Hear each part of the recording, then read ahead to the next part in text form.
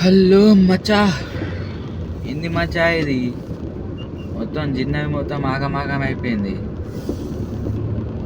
రే రే రే morning ఎట్లా రాలేదు, night peak time అని 10 గంటలకు 10:40కి ఆన్ చేసిన భయ. కథ సేమ్ పరిస్థితి. ఎట్లా చేయాలరా క్యాబ్లు? ఒకటికి 3-4 యాప్లు ఆన్ చేసినా కదా, ఒట్టి ఊబర్ ఒక్కటి తీసేసిన. నా కాడ బ్లాక్ అయిపోయింది. వాడొకడు అంటే కండిషన్లు పెట్టి బ్లాక్ చేస్తుంటాడు వాడు. అంతే, వేరేవాడిని రానియద్దు అమెరికా కంపెనీలు. జర మనవాళ్ళు అంటే జర చూసుకొని ఫైనల్ కట్టించుకొని మళ్ళీ మనోడే రానిస్తారు. ఇలాగ ఏమైందో ఈరోజు మొత్తం బిజినెస్ మొత్తం డల్ ఉంది కదరా. ₹100 కూడా వచ్చినట్టే లేవు. అటు ఇటు తిరుగుతున్నా, టైంపాస్.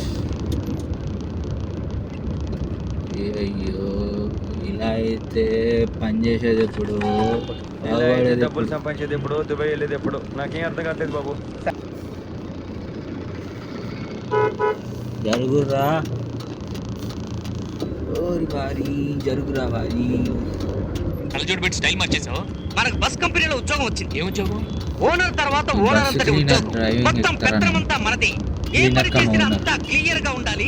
ఆ సినిమా చూసి ఇన్స్పైర్ అయినా కదా అనవసరంగా.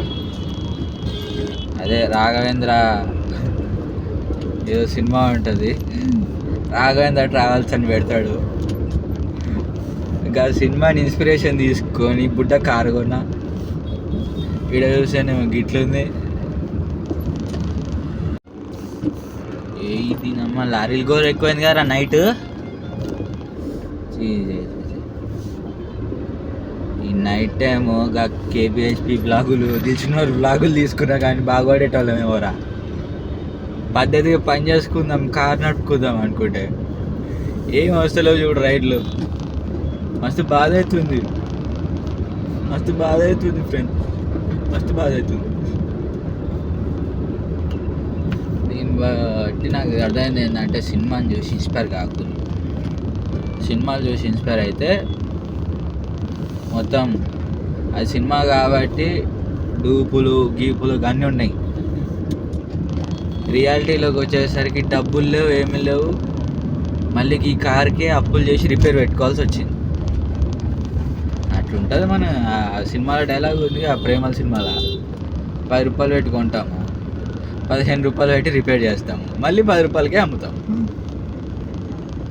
అదే సేమ్ టు సేమ్. అందరూ గీ ఎర్టిగా కార్ తీసుకో అన్నారు. గీ బుడ్డ ఇష్టా తీసుకుంటేనే నేను ఏగలేకపోతున్నా.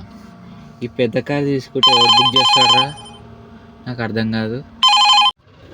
చెప్పు భయ, గీ చిన్నదాంతో ఏగలేము, ఈ పెద్దది తీసుకుంటే ఎవడు బుక్ చేసుకుంటాడు? దానికి తోడు ఈ ఫ్రీ బస్సులు, ఆటోలు. పక్కనే షోరూమ్ ఉన్నది చూడు, మారుతి సుజుకి. ఇక్కడ ఇండికా, అది ఇవి మాది ఇష్ట.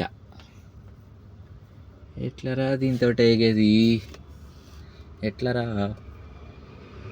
భయ్యా? ర్యాపిడో భయ్యా, నేను కూడా బిగ్ బాస్ వాళ్ళలాగా చెప్తున్నా భయ్యా, నాకు జర రైడ్ చేయండి భయ్యా.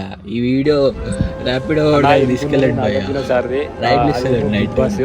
ఇప్పుడే చూసి అడుగు పెట్టా అన్నపూర్ణ స్టూడియోలో అడుగు పెట్టిన ఒక్క రైతు బిడ్డ తలుచుకుంటే ఏదన్నా అవుతుందని మీరే మొత్తం సపోర్ట్ చేసిరు. నాకు నిజంగా వీళ్ళకి వచ్చిన అన్న వాళ్ళు వచ్చారు, నాకు నిజంగా మస్తు ఖుషి ఉంది. మన ప్రయత్నం మాత్రం 6 అయినా 7 అయినా 8 అయినా బిగ్ బాస్ ప్రయత్నం మాత్రం ఆగదు.